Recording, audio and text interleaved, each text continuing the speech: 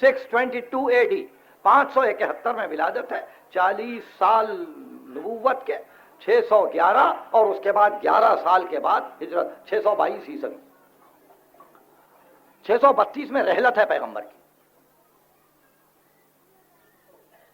تو مکے سے مدینہ گئے، اکیلے گئے، اور جب نکلے تو ظاہر ہے کہ خود کہتے تھے حب وطن تو ایمان بھی ہے۔ فرماتے ہیں جب میں مکے سے جا رہا تھا مڑ مڑ کے مکے کے در و دیوار کو دیکھ رہا تھا، کیا پھر آؤں گا؟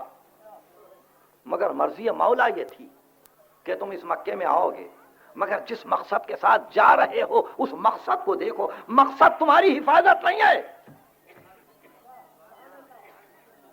یہاں گھر چھوڑتے ہیں حفاظت جان کے لیے، تم سے مکہ چھڑوایا جا رہا ہے حفاظت اسلام کے لیے۔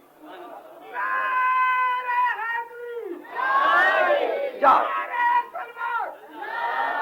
جاؤ،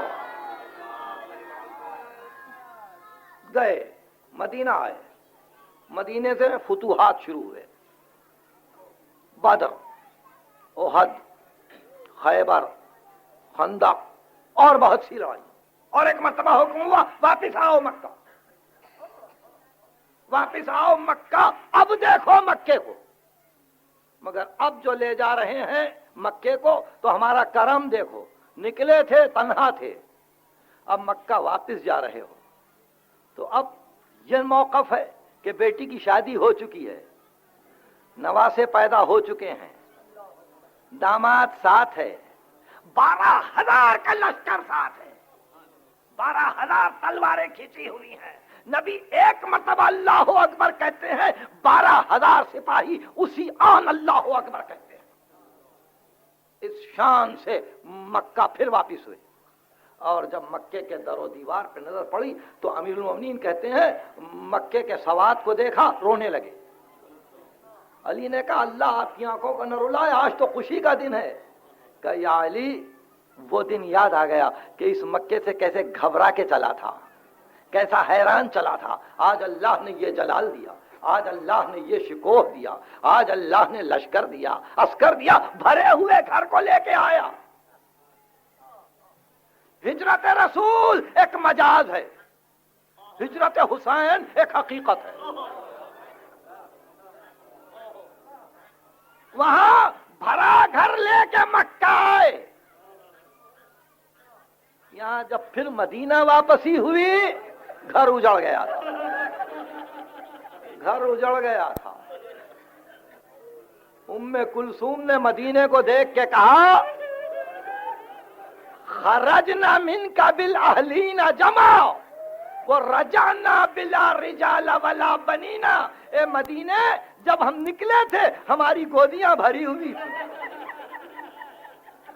اور اے مدینے جب ہم واپس آئے ہیں ہماری گودیوں میں ہماری اولاد نہیں ہے، ہمارے بچے بھی ہمارے ساتھ نہیں ہیں۔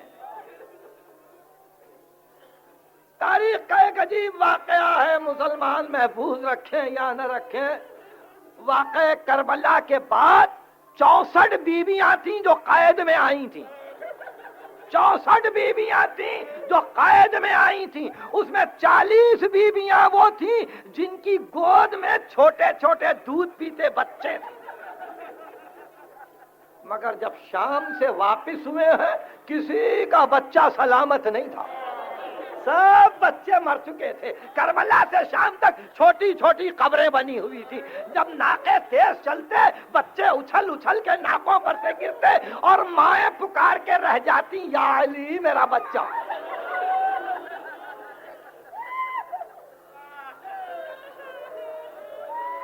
میں نے زحمت دی آپ کو، میں نے تقریر اپنی ختم کی، صرف ایک بات یاد دلا رہا ہوں اور وہ میرا فریضہ ہے، وہ میرا فریضہ ہے۔ عزیزو تم سے زیادہ مجھے کوئی عزیز نہیں ہے، مجھے یاد دلانا ہے، اور وہ یہ کہ محرم جب تک نہیں آیا تھا ہم کہتے تھے اب 2 دن کے بعد آئے گا، اب آئے گا، اب کل چاند ہوگا۔ بڑی تمنا تھی کہ اب چاند دیکھیں گے تو زہرا خوش ہو جائے، اتنا ماتم کریں گے کہ دل کے حوصلے نکل جائیں۔ محرم ختم ہوا، شہادت ہوئی، چہلم بھی آیا، اب صرف ایک رات باقی ہے، صرف ایک رات باقی ہے غریبوں کے چہلم کو، اور مجھے کچھ کہنا نہیں ہے، اور مجھے کچھ کہنا نہیں ہے۔ اللہ تم کو کوئی غم نہ دے سوا غم آل محمد کے۔ دنیا ایک دن کروٹ لے گی، دنیا ایک دن غور کرے گی، ہماری فکر کو سمجھنے کی کوشش کرے گی۔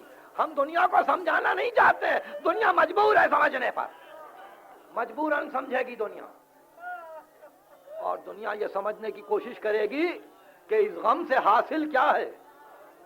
تو سنو، جہاں غم حسین ہوتا ہے وہاں غم روزگار نہیں ہوتا، یہ لکھ لو، جہاں غم حسین ہوتا ہے وہاں غم روزگار نہیں ہوتا۔ جس کو غم دوست دیتے ہیں اس کو غم عالم نہیں دیتے۔ اس لیے اس غم کی قدر کرو، ایک رات باقی ہے، عجب نہیں کہ یہ رات قدر کی رات بن جائے،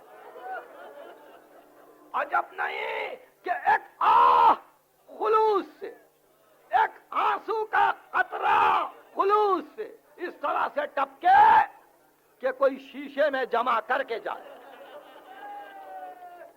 اور یہ کہے کہ مجھ پہ احسان کیا، مجھ پہ احسان کیا۔ کل دنیا مصروف ہے، کسی کو خبر بھی نہیں ہوگی کہ کیا ہو رہا ہے۔ عاشور کے دن تو ظاہر ہے دکانیں بھی بند ہوتی ہیں، راستوں پر انتظام بھی ہوتا ہے، مگر کل کس کو خبر ہو کہ کیا ہے؟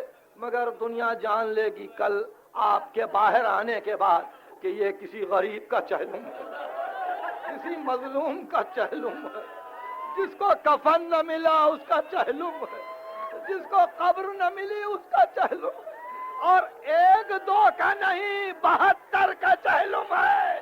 عباس کا چہلم ہے، علی اصغر کا چہلم ہے، علی اکبر کا چہلم